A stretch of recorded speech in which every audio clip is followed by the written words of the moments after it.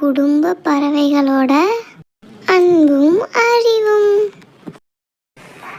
ஒரு பெரிய பழம் மரத்தில் அழகான ஒரு பறவை குடும்பம் ஒன்று வாழ்ந்து வந்துச்சுங்க. அந்த குடும்பத்தில் அப்பா ராஜு, அம்மா ராணி, அப்புறம் அவங்களுக்கு 2 குழந்தைங்க இருந்தாங்க. அகில் என்ற பையனும் அவனுடைய அக்காவான மீனும் அவங்களோட குடும்பத்தோட சந்தோஷமாக வாழ்ந்து வந்தாங்க. நீங்கள் 2 பேரும் பெரிய பசங்க ஆகிட்டீங்க. இனிமே உங்களுக்கு உணவு தேடித்தர எங்களால் முடியாது. நீங்கள் சின்ன பசங்களாக இருந்த வரையும் நாங்கள் உங்களுக்கு உணவு தேடி தந்தோம். நீங்களும் அதை சந்தோஷமாக சாப்பிட்டு இருந்தீங்க. ஆனால் இப்போ நீங்கள் உங்களுக்கு தேவையான உணவை நீங்களே பறந்து போய் தேடி சாப்பிட்ற அளவுக்கு பெரிய ஆள் ஆகிட்டீங்க. அதனால் இனி நீங்களும் உணவை தேட போகணும். இப்படி தன்னோட அப்பா சொன்னதை கேட்ட அகிலுக்கும் மீனுவுக்கும் ரொம்ப பயமாக இருந்துச்சு.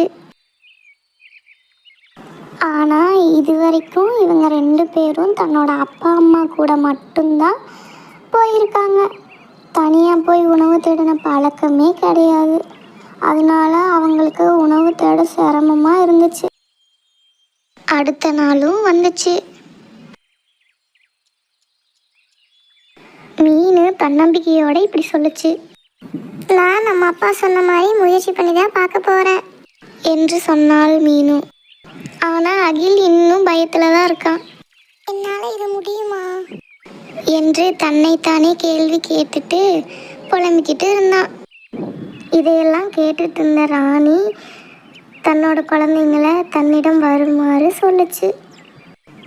இங்கே பாருங்கள் பசங்களா, முயற்சி செஞ்சு பார்த்தா தான் தெரியும் உங்களால் முடியுமா முடியாதான்னு. எதுவாக இருந்தாலும் துணிச்சலாக இருங்க அப்படின்னு ராணி தன்னோட குழந்தைங்கக்கிட்ட சொல்லுச்சு. அப்புறம் கொஞ்ச நேரம் கழித்து மீனும் பறந்து போய் ஒரு மரத்துக்கு கீழே போய் நின்னான்.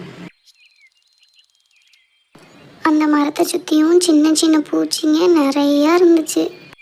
அதை பார்த்த மீனும் இப்படி சொன்னான், இது நமக்கான நல்ல உணவு. ஆனால் அது வேகமாக பறந்து ஓடிடுச்சே அப்படின்னு பேசிக்கிட்டே மீண்டும் அதனை பிடிக்க முயற்சி செஞ்சுக்கிட்டு இருந்தா. அதே போல் அகிலும் பறக்க ஆரம்பித்தான்.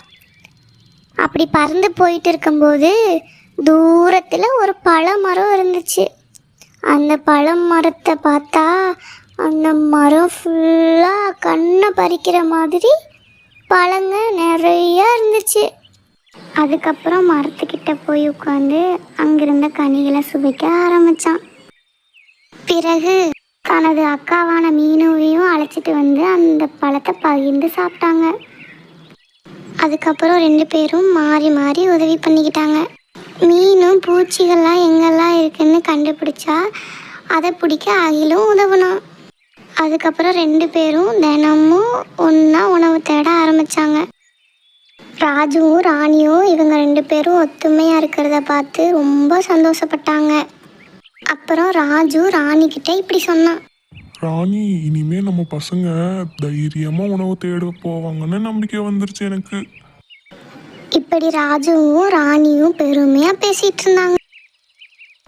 மறுநாள் மீனும் இப்படி சொன்னான், நம்ம குடும்பத்தோட ஒன்றா இருந்தால் எதை வேணாலும் சாதிக்க முடியும். அதுக்கு அகிலும் இப்படி சந்தோஷமாக சொன்னான், ஆமாம் ஆமாம், பயம் இல்லாமல் முயற்சி செஞ்சால் எதை வேணாலும் பண்ணலாம் அப்படின்னா. அகில் அப்புறம் மீனும் அவங்க 2 பேரும் அவங்க அப்பா அம்மா போலவே சுயமாக வாழ கற்றுக்கிட்டாங்க. நம்மளோட குடும்பம் தான் நம்மளோட முதல் ஆதரவு. ஒருத்தருக்கு ஒருத்தர் புதிய காரியத்தை பயமில்லாமல் முயற்சி செஞ்சால் நிச்சயம் அதை ஜெயிக்க முடியும்.